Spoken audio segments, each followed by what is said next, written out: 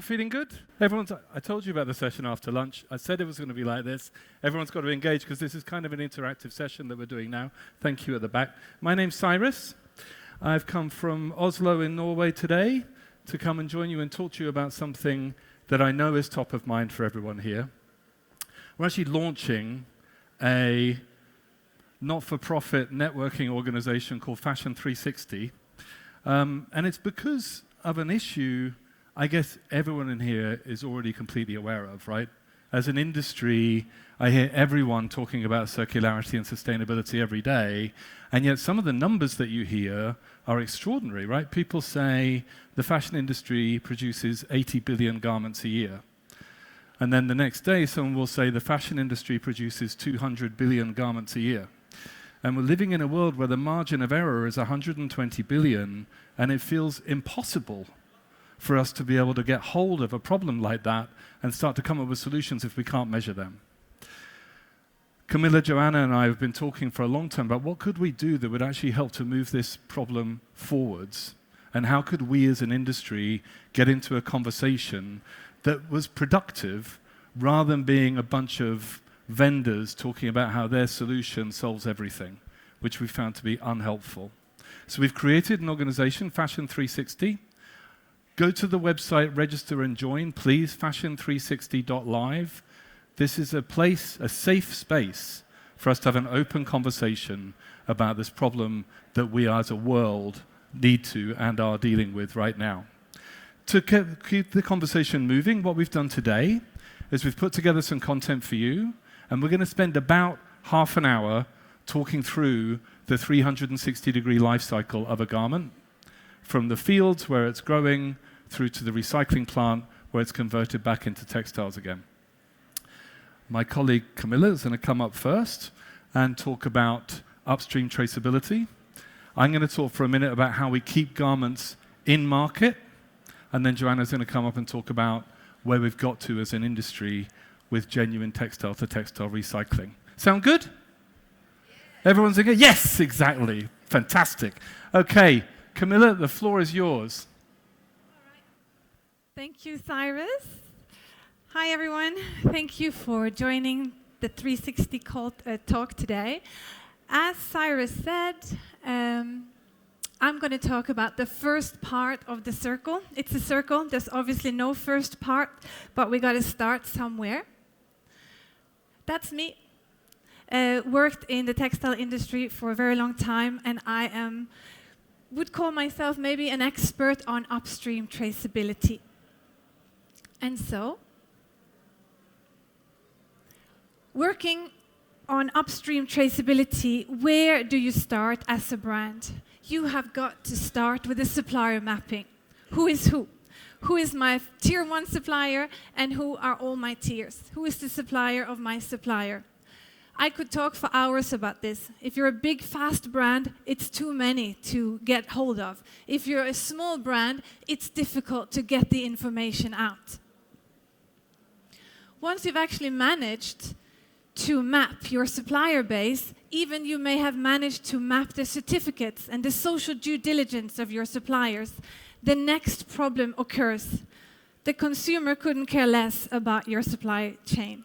They want to know that garment that they bought, who produced it, what were the labor conditions when it was produced, and what is its recycled content, for example. That is the real challenge, connecting the upstream traceability to one and one garment. The digital product passport is all about that. It's all about giving the consumer that information. It's a picture of a puzzle here, because the digital product passport is really a puzzle. And I would like to talk to you about the 15 major pieces of that puzzle to help you get your head around it. However, the puzzle is so complicated, so I think it's helpful to know who is the digital product passport for. It's not only for the consumers. It's very important that it's for the consumers, and there's a lot we can do about consumer information. But it's also really important for economic operators, like the repair organizations, or the recyclers, of course. And further, Surveillance. The EU want to work on the EPR for textiles, and there's definitely going to be tax involved. Another way of looking at the DPP is that we can split the information into static information and dynamic information. I'm presenting to you the static information, the information about the garment until it's finished produced, and then Cyrus and Johanna takes over the dynamic information in a digital product passport. The label itself, or the media conveying the information of a digital product passport, needs to be or will be product specific, so we will know what are the exact details for the textile digital product passport. It needs to be visible for the consumer, and most challenging, it needs to be accessible for life. The label industry has taken a huge leap forward now because of this, and you'll see a lot more on unique woven QR codes, which is the step forward. Okay, let's dig into it, if you can take it. 15 elements. First of all, we know that the digital product passport will have a unique code. Next, we expect it to be built on the GTIN. The tariff code is going to be part of the digital product passport because most likely the extended producer responsibility will connect it towards the tariff code. Compliance documents. What's good to know is that this isn't a new regulation. You all dealing with fashion today need compliance documents. What is the difference is how much these needs to be digitally available. Substance of concern. Again, this is not a new regulation. You're all well versed in the REACH and compliance.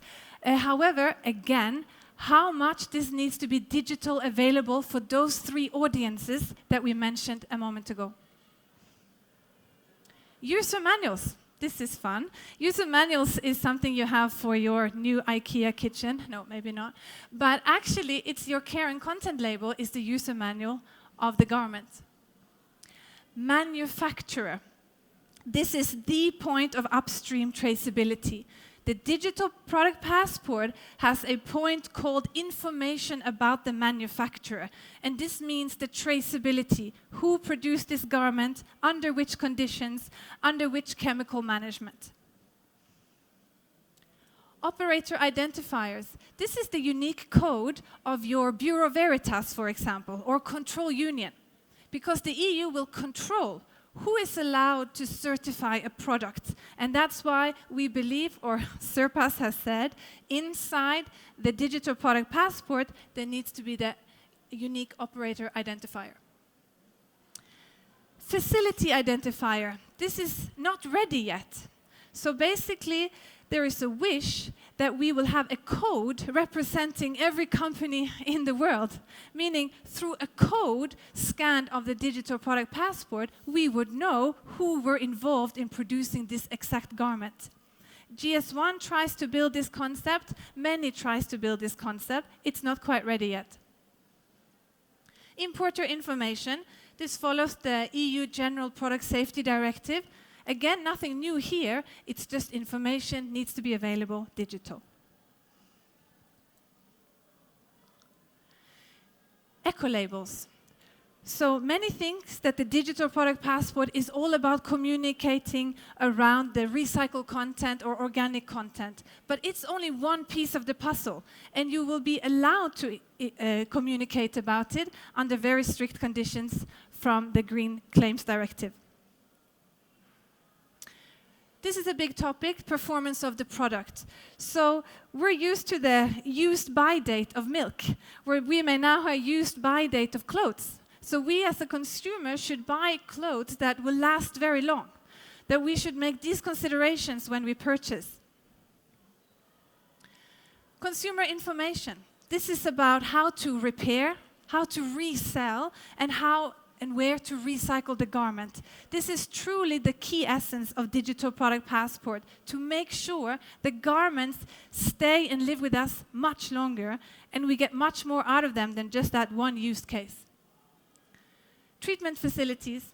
My colleague Johanna here from TOMRA, what is the information the treatment facilities need to be able to do real good fiber-to-fiber recycling?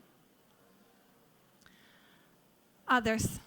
So what is others? We want to avoid this, and the Digital Product Passport have not finished to tell us everything we need to have in there, and therefore there's a big point called others.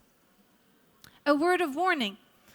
Don't let the Digital Product Passport be something handled by your PR department, that they'll go crazy to say all sorts of fun stuff. You need to know Digital Product Passport is strictly regulated about the information to give, and it's not there for greenwashing. Finally, unfortunately, most of us face that handling the upstream traceability data is a really heavy workload and actually costly. And management may not feel they understand the return on investment, but there truly is. By doing good upstream traceability, you build brand equity, you build a circular business, and you will avoid huge fines in terms of compliance. So that was upstream traceability and the puzzle of the Digital Product Passport. I hand over to my colleague Cyrus, who will talk about keeping that garment in the market and letting it live for a long time. Thank you. It's the secret sign. Amazing. Okay, perfect. So now we know everything about the garments that are coming into market, but the headline that we are all already aware of is we need less, right? We need less of these products coming onto market. And what I wanted to talk about quickly was what can we do to make it easier for consumers and want to keep these garments for longer. When Camilla was talking about potentially 10-year minimum lifespan for any garment and maximum number of washes printed on a label and things like that, we're all trying to move towards how can we get more use out of the things that we've made. I've been working on this problem for nearly 25 years now with RFID and different analytics approaches, different kinds of location-based, all kinds of stuff. What I found, represented on a single slide, looks something like this, right? These are the headline use cases that we work on as an industry. How can I make these easier? Because if I reduce the hurdle a tiny bit for each of these, right, it's more likely that people will do it. It's more likely they'll repair it. It's more likely that they'll keep it. It's more likely that they'll sell it to someone, give it to someone else if they think they will use it instead. How do I do that? Ultimately, what we're going to try and do is make the garment itself smart, right? When we talk about Digital Product Passport, we're usually talking about putting a unique code, a code specific just to that garment, permanently attached to the garment that people can interact with their phone or however they do it, right? That's a GS1 digital link on there, and anyone that's thinking about design or thinking about the experience, be familiar with GS1 digital link. It's free, which is always a good start, right? It's free to use, it's free to deploy, it's simple to understand, and what's interesting is that every single person in this room could scan that code right now, it is a real link, and could get a different result. Everyone remembers from COVID that QR always went to the same place. It's just a straight URL. The technology has moved on, and now we can take in context from the scan itself. And again, this is a free standard, so the language that your device is set to, for instance, the fact I'm standing inside an H&M shop, the fact that I'm in Japan but I speak German, all of those the fact that I'm a customs official, that kind of thing can all be applied to a single scan of the garment itself. So when I attach that code to that shirt becomes smart, it becomes digital. The shirt is now born digital, and the rest of its life, it's going to know who it is, where it's been, how it's supposed to be used, and so on. And if you think of the standard, if you think of this a linear way, all the way from manufacturing through to recycling, the steps are pretty similar, right? It obviously gets much more complex than this.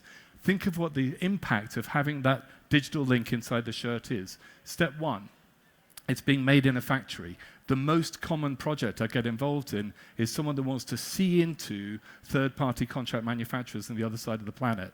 At the moment, I send someone a purchase order, some CAD drawings, I get an advanced shipping notification, it arrives in my warehouse. That kind of process has been going on for 30, 40, 50 years. Now, as each shirt goes through QA, it gets polybagged, it's scanned, that information is available to me back at headquarters in my office in Oslo.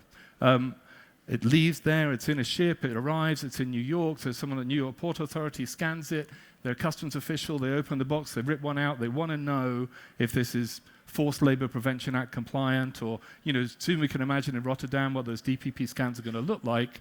Again, one of the things Digital Link supports is the idea of certificates, link types. And so when that same customs official pulls out that single thing and scans that single shirt, he gets immediate access to the certificates that support the customs declaration. And absolutely critical. 40% of inbound shipments to the US in 2023 were held by customs. And everyone knows what the cost of that is. The more we simplify that, the better chance we're going to be in. And as I say, it's smart. You say, oh, you speak Spanish, you don't speak English, I'll present it in that interface instead.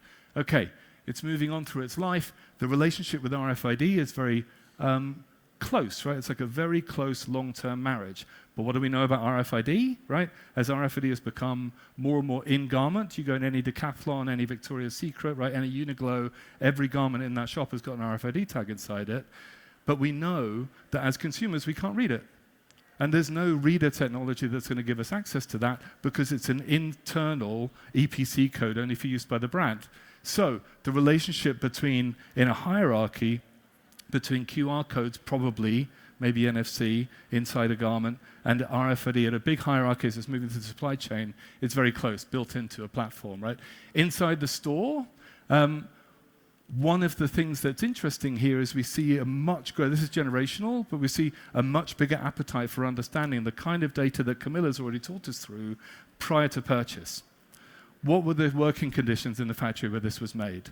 What proportion of this garment is made of recycled materials? That kind of information has to be available from the garment itself. And we know, right, because we've all read about DPP, this is going to be a regulatory requirement, but this is an opportunity for us to take that regulatory requirement and turn it into return on investment for my brand, right? Now I'm saying, okay, I can use this as a sales tool. Go to Askit's website, right? You see the whole positioning of their brand is around that journey of traceability.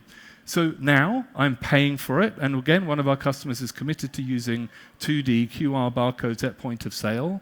And by having a unique serial number in the garment itself, the garment knows it's been bought. It knows where it's been bought. Has anyone in here ever heard of a fraudulent return inside their shop, right? There's just millions of dollars every single day that potentially, right, will be impossible to do when we get into serialization in garment level. Maybe I'm going to do this self-service. If you can imagine, if you go to an Apple store, that's how all of their products work now. There's no reason why that isn't going to work with garments too, right? Now I've bought it, I've got it home, I unlock this whole other panoply of options for me as the owner of this shirt, right? Today, it's limited only by what people in marketing are thinking about. It doesn't like the video wants to autoplay, but that's fine. We can imagine, this is, as I say, it's purely limited by imagination. Discounts, lockers, wish list, something else that I'm building the deeper relationship between me and the customer post-sale, right? Who that works in or is aware of marketing in this room has ever had a post-sale relationship driven by the garment? And the best thing about this is that garment has become a sensor sending data back to the brand. All the learnings from e-commerce are now available because the physical item is a digital channel. Now, something has gone wrong. If you look closely, you can see the middle two buttons popped off my shirt, right? How do I fix that? And how easy could I make that? This is a men's shirt, right? How many men losing a button from their shirt are definitely going to go to the haberdasher, find the right button? So if I can simplify this, if I can scan the code, I say I'm missing a button, I order it. Right to repair is a legal right in the EU, right?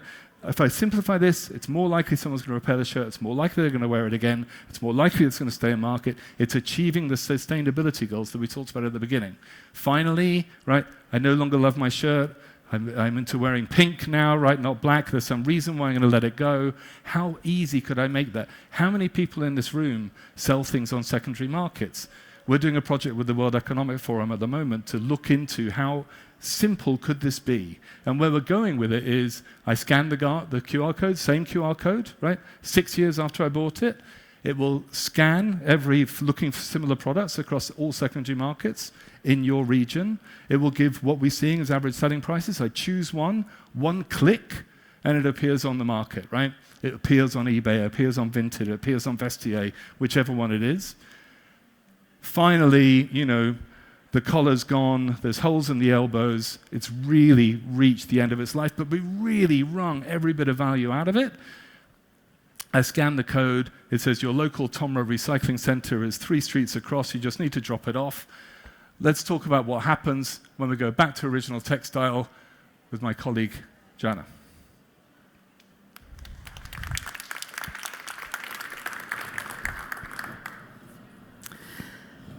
Thank you, Cyrus. Renewal. So I'm Johanna. I work at TOMRA, a leading technology provider providing solutions to enable the circular economy. We're big in sorting any kinds of materials to enable recycling of secondary raw materials. So why renewal of textiles? Well, this is no news to anyone here in the room. The fashion industry is one of the largest carbon dioxide emitting sectors, and we're in good company. All of us who sit here, we know that. Unfortunately, these resources, this is the valuable resources we can use for new fiber production, we simply waste them. There's a recent report of the European Union that said that in the EU, about 8 million tons yearly are just thrown into the mixed household waste, your dirty garbage bin. That's where they go. Yes, they are incinerated into energy, many are landfilled, but still it's unusable. It's very hard to recover these textiles for recycling. They get moldy, they get destroyed, they get wet. That's an issue. And the red dress you see here on the right side, in Norway, we recently did, across the industry, a pilot trying out new ways to collect end-of-life textiles. So how would the consumers like to collect them, get a bag at home, deliver it, etc. And the Fashion Industry Association also looked at the mixed waste, and that red dress was recovered from the mixed waste in Norway. It still has actually the receipt on it, which you can use to change it in the shop. So it was not even worth to get there to get the money back. That's the sad situation we're in, and we're simply wasting this resource. I personally think throwing textiles into the mixed waste garbage should be as impossible as smoking indoors by now. So where does all this waste come from?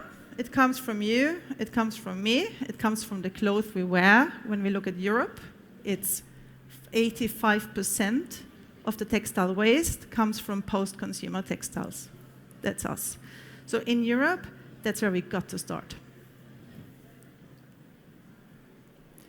Fiber-to-fiber recycling is the obvious solution here. It's so obvious, so how can one not think of that? And it's been known for many years, and still the fiber-to-fiber recycling industry is fairly immature. We're lacking the value chain from collection to feeding recycled raw material back into your value chains. And we lack the recycling technologies are at the initial stage and now scaling up, but far from being at industrial proven stage. However, we see that a lot is happening, and there are a lot of players coming into, let's say, mechanical recycling of, for example, cotton, or chemical polyester recycling. We observe there is more than 3 million tons announced capacity, so publicly announced, by 2030 of circular raw materials. And we also know from conversation industry there's much more to be expected. So this is great. There's a whole new sector of raw materials emerging across the globe. 3.3 million tons, you saw that, but let's look at the targets the large brands have set themselves about recycled materials. And then it's hard not to see immediately there is going to be a shortage of recycled materials, of recycled textiles. Quite ambitious targets, and we do hope that they're going to be reached. But in order to do that, we need to do something. And sorting technology, like we and many others provide it, can close the gap, because we don't need manual sorting of garments and then feeding lower quantities into the recycling process. We need industrial scale, large factories that automatically sort mixed waste and then define a pure product for recyclers, a product that can be trusted, a product that can be used at large scale. That's important. Trust, that we build the quality that can be trusted, is very important for the industrialization. This is how it looks like. This is the first fully automated textile sorting facility of its kind. It's Siptex in Malmö in Sweden. They've been early out, and it's great to be bold and brave to build the first one. Of course, you also get all the hits, because it's a capacity of 25,000 tons per year. But currently, the feedstock is not available to feed this whole plant. So this is necessary to get all parts of the value chain going. But this is proven that it works. We can sort by color, we can sort by fiber composition, and that's good enough, and it will be developed further to get fiber-to-fiber recycling going. What happens inside such sorting plants? And it's fairly simple. After pre-sorting, after taking out reusable garments, there's a large-scale industrial sorting process. It says white, black, polyester, cotton, according to what you trained the machines to do. And then there's a very important step, which is pre-processing for recycling or preparation for recycling. A recycler can't use a whole garment with buttons, with zippers, with blends, impurities, with prints. And that's a barrier that the industry is currently meeting.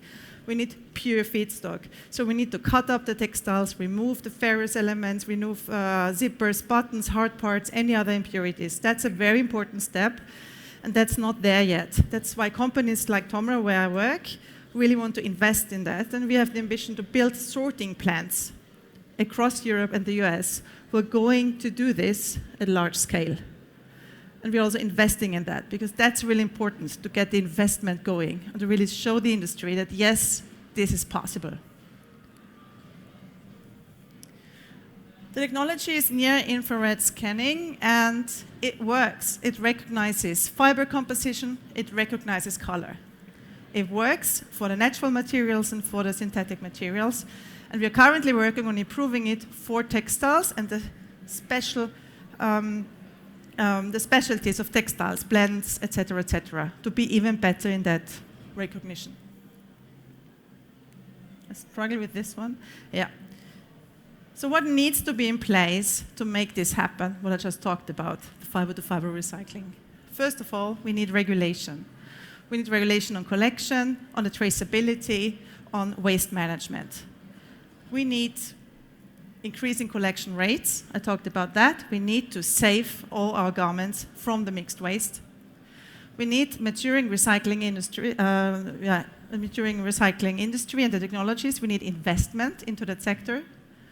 The consumers are aware and will be more aware. And then, last but not least, it's the brands. So we need the brands, and many of you, to really unlock demand, to try and test recycled materials. Just get going.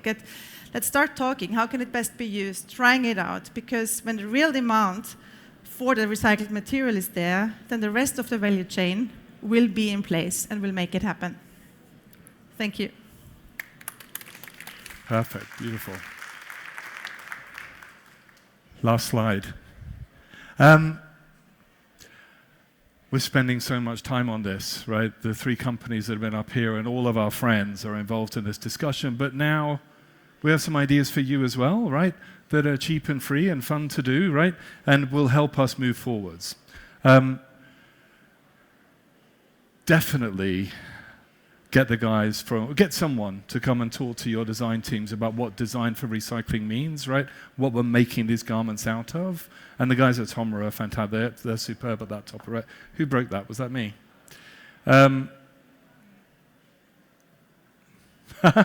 Well, I think it says start assembling your traceability data as best you can.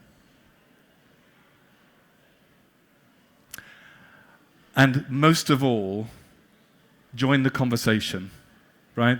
Go to fashion360.live, sign up. We're running events across Europe. We're bringing people together, brands, recyclers, designers, ESG, marketing. Talk to your colleagues.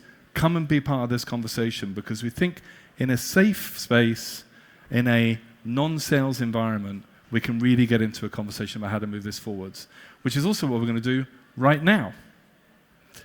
And so the floor is yours. Brilliant. Thanks so much. Come and join me at the front, guys. Can I hear you? Yep. Hi, everyone. I am Muchaneta to Napel, and I have the pleasure of moderating this conversation today. And thank you, all three of you, for giving us a really good insight into what it is Fashion360 is about. So now I'm going to quiz you now to see whether I can get some information out of you. So let's start first with challenges. I always feel like when we talk about the challenges of such initiatives, it makes it easier for people to learn and have those learning moments. So I remember when I had a conversation with you, Camilla, you talked about the impact of data inaccuracies and strategies that are needed to be put into place to enhance data transparency. Do you mind just talking a little bit about the importance of this and why it's important as well? Absolutely. Upstream traceability is about collecting data on the supply chain. And we've been doing this for a while through Excel sheets, brands struggling hard, gathering the data. Then it's moved a bit through traceability solutions like ours, helping to collect. But it's still too much manual shuffling of data from one platform to another platform. It's like shuffling the snow we've been doing lately. But it's changing, and it has to change. We need to get part of this circularity, part of the certifying body, the certifying organization, to also digitalize. I see the brands are ready and want it, but as long as we have manual handling of data collecting, data will be inaccurate, and the end result in the DPP may be inaccurate. So we're seeing such a need for a move for everybody to recognize their space and place in this circle, to also digitalize. So brand can get data directly from the certifying body into their digital product passport, so the data is verified and correct and flows seamlessly. That's needed for us to scale this up. It sounds to me like you're saying to them, stop using your fax machine.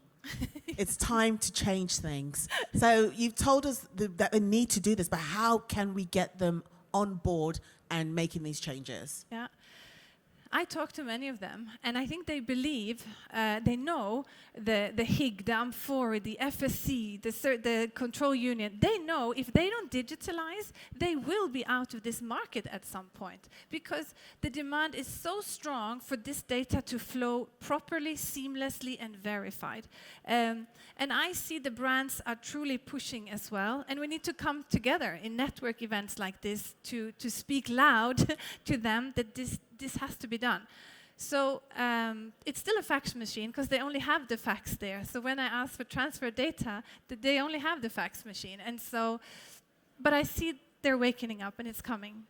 I think what I like about what you three are putting together, and your colleagues as well that you're working with, is this creation of a safe space. You know, you're talking about what they need to do, but if you do not feel safe as a brand to explore, to tell them your challenges, to tell them what you can and cannot do or what you need to do, then what would be the way forward? You know, I think we're very good at telling brands what they need to do, but we always forget to give them the how they can do it. Well, also, you know, it's so intense. I have massive sympathy for, I mean, it's not just the EU Green Deal, right? You look across Europe at the Transparency Act, the Due Diligence Act here in Germany. They describe it as 30 years of regulation in 18 months, right?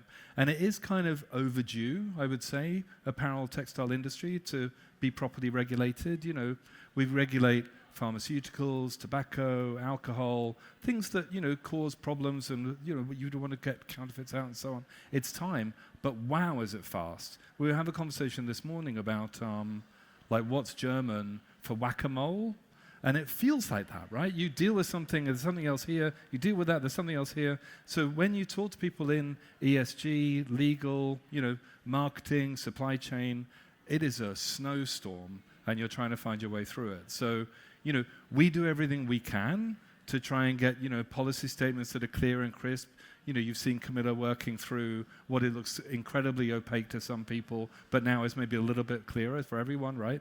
And the more that we can do that, when we're using the expression safe space, we're like, ask the question, right? Let's not all feel like we all have the same access to, or, the 36 hours a day that you need to keep up with this stuff. We don't. And so what can we do to share, and how can this not be competitive between brands? Everyone I know in the industry, 100% of people want to fix this problem. And so the more we can do together, I'm absolutely sure the faster we'll go. I think we need to remove that competitiveness that you mentioned. I'm always saying this, the fashion industry is a me problem for many people rather than a we problem. They don't realize that we need to work together. But I am curious to the audience, how many of you have a better understanding of a DPP, a digital product passport? How many of you are going to walk out of here saying, I know what it is? Quite a few. Because I feel like that is usually the issue, because I talk a lot about innovation, and I'm on stage and I'm telling them how amazing it is, how great it is for their business. But a lot of them probably leave going, huh? Because, is it how we communicate, do you think? How can we communicate what needs to be done in a clearer way so the audience can leave this room confident that they know what their next steps are going to be? Yeah, how can we? We need to speak the language that the brands are working with every day. And some of the words I used in my presentation are words. These are things we use every day, GTINs and the EU Product Safety Directive. I mean, they're not new. This is what we use every day. And to use those words instead of EU long sentences kind of words that we can actually understand and grasp it and then start working. I think we need a dictionary of all this jargon so people can actually be like, oh, that's what you meant. Because sometimes I think when you're on stage, it's very easy to speak about what you know, but then the language you're using, is it getting through to the audience that you are focusing on? And there seems to be sometimes that's not the case. So I want to talk about maximizing resale, which I think is something that a lot of people are trying to get into. Either they're going into it, failing, facing challenges, roadblocks, finding it to be a kind of like a business that makes no money.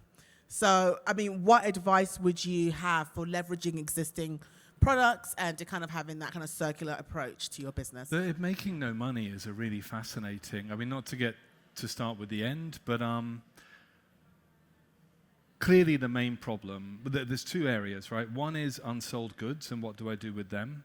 And how do I get those into some sort of aftermarket rather than sitting in a warehouse? But the topic that most people talk about is more of a peer-to-peer. I have a pair of jeans that don't fit me anymore, but someone else could have them, that kind of discussion. And what we found is a lot of resistance to taking photographs, filling in staff, writing an advert. People aren't necessarily, all salespeople, right? And those are sales activities, whether we describe them as such or not. So the purpose of the World Economic Forum program I mentioned during the talk, and that I've seen other initiatives on the same lines, is how much could we possibly automate that? And then how do you police it, right? So the suggestion is I scan the QR code in this jacket, it goes back to the brand, authenticates it as being real, pulls some digital assets from the product information, pre-populates an advert, and when I see it, I press go and it's listed. Great. What's unlocked that I don't think anyone predicted, and when I first started having this conversation, it didn't even occur to me, was what is the value of that authentication? And so the suggestion is, particularly as I go further up the tier of luxury, right, could it be that if I am Ralph Lauren and I authenticate your sale on Vestiaire Collective, I get a cut of that money? And my understanding is, and I don't know this to be true, someone told me, is that is the deal that Burberry have just done with Vestiaire Collective. And so they did this big joint announcement around using Vestiaire as their resale platform. They authenticate every garment that goes on there. The suggestion is that by authenticating from the brand, the garment is likely to achieve a 30% higher selling price and is also much more likely to sell. The deal is that by giving up that authentication to a secondary market, Burberry will take 5% of the sales price. Vestiaire take 5% of the sales price, and the seller gets 90%. That was what I was told. That's not contract-sensitive information. But we see that idea of post-sale royalties for brands as a massive unlock, right? Now I really want it to happen because I can continue making money on a garment that I've already sold once, amazing, at a time when the pressure to reduce overall sales, that Vivienne Westwood thing, right? Buy less, buy better, that is got to be a global mantra that we all have to say to each other all the time.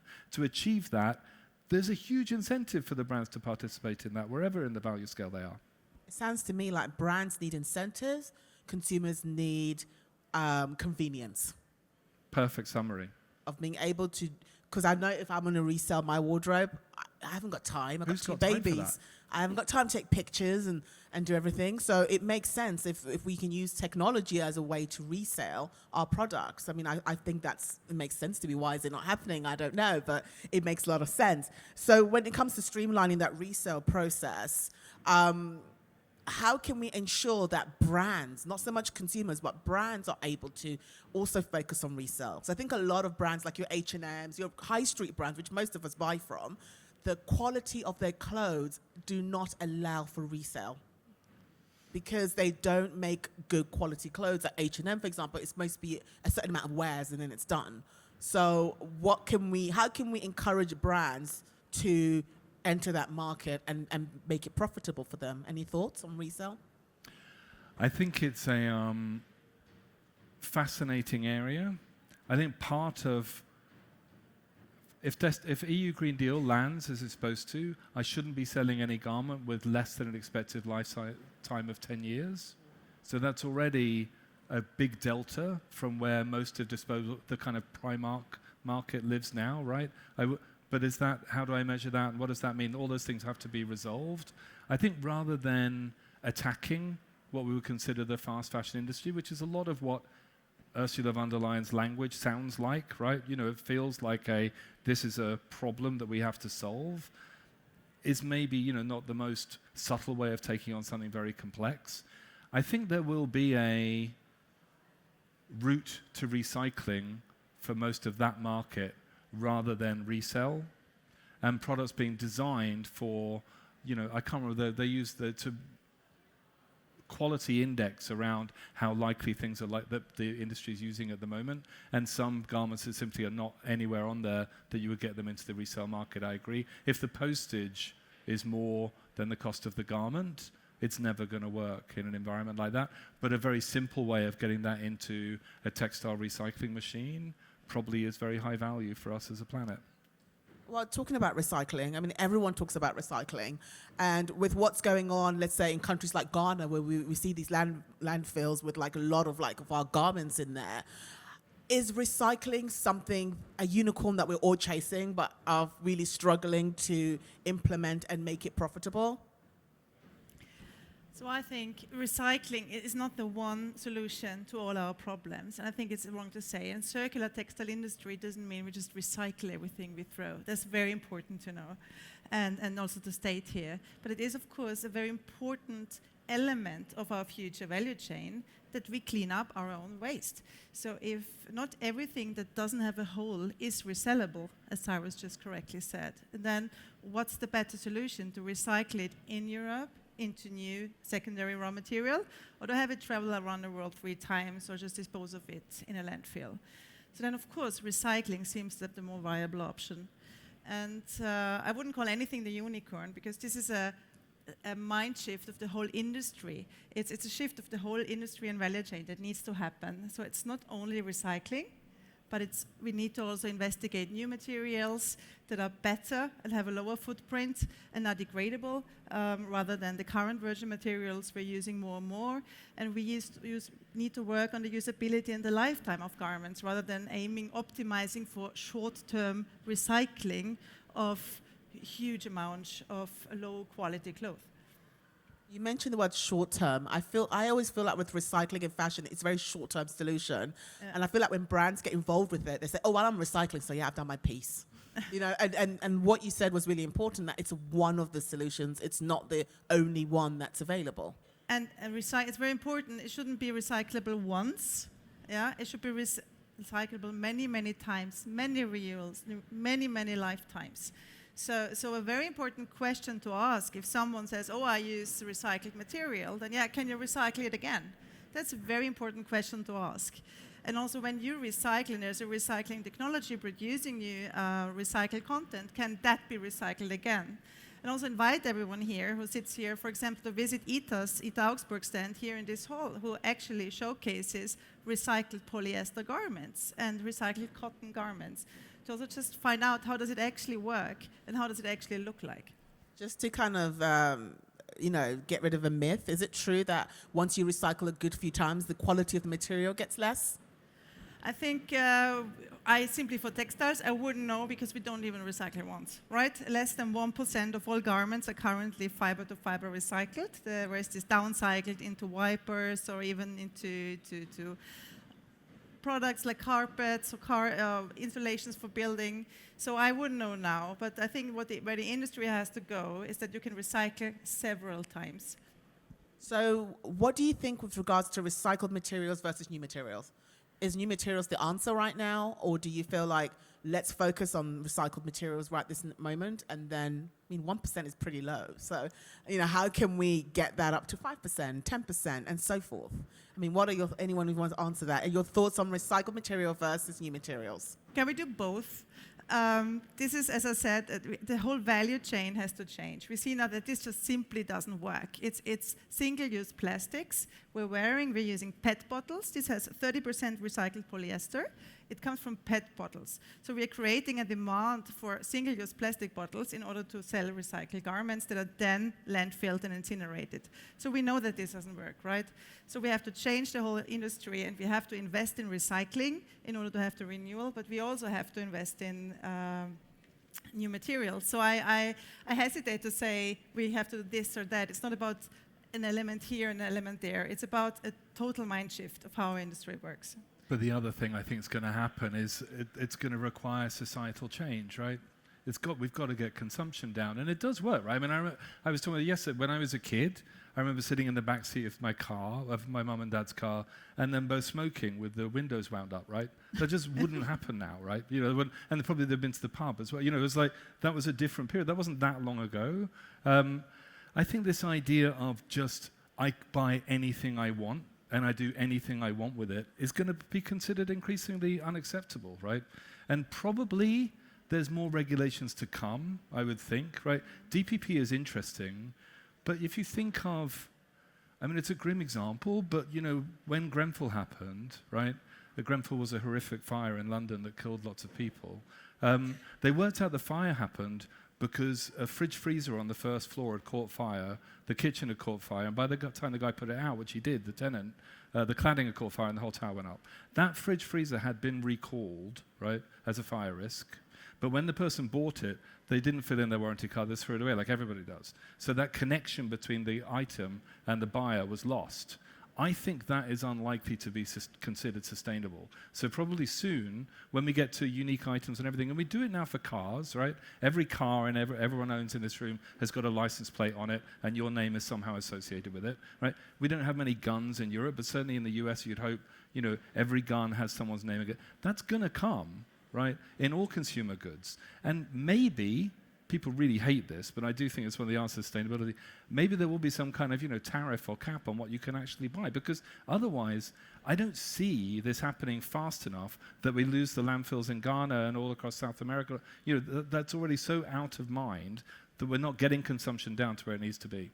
I saw a LinkedIn conversation that was talking just about that. Like, how would you feel if the government stepped in and said, hey, only 10 garments a month, you guys, no more than that. And should you want more, we would tax you.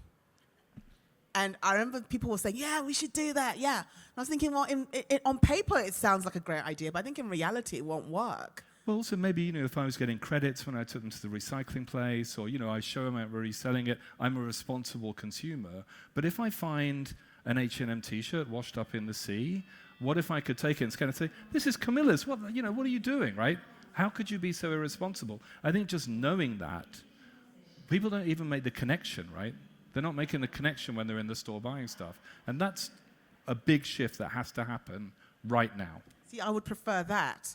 Imagine like you throw away your garment in the rubbish bin and someone opens it up, sees a T-shirt in there, scans the code and says, this belongs to Camilla. Get her address. Yeah. Do you know how you get the fine from a car? and there's a picture of you Yeah. with a fine saying £80, please.